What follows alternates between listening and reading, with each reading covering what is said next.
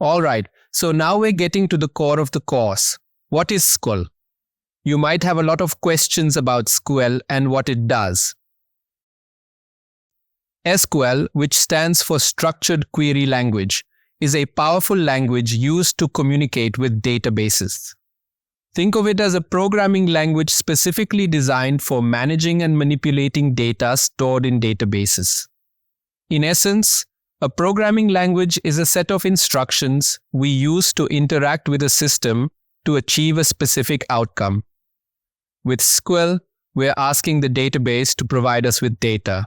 So when we write SQL queries, we're essentially having a conversation with our database, requesting information, and sometimes making changes to the data stored there.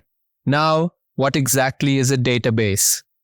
Simply put, a database is a structured set of data.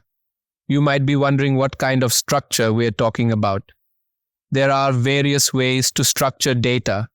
For example, you could use a Microsoft Word to write a book or an Excel sheet to manage a personal budget. Each method of storing data has its own structure: headings, paragraphs, columns, rows, and so on.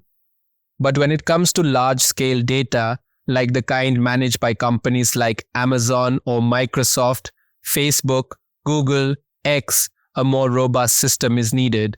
That's where databases come in. They are designed to handle vast amounts of data efficiently and securely. A database's structure is determined by different models, and throughout this course, we'll focus on one primary model. SQL is the language we'll use to interact with this model. We'll use SQL to write instructions, known as statements, to the database. These statements can pull data, insert new data, update existing data, and more. These instructions are called queries. A query is a specific request for data or an action on the data. By learning SQL, you'll be able to write these queries to retrieve and manipulate data as needed. Now let's dive deeper into what a query is and how it works.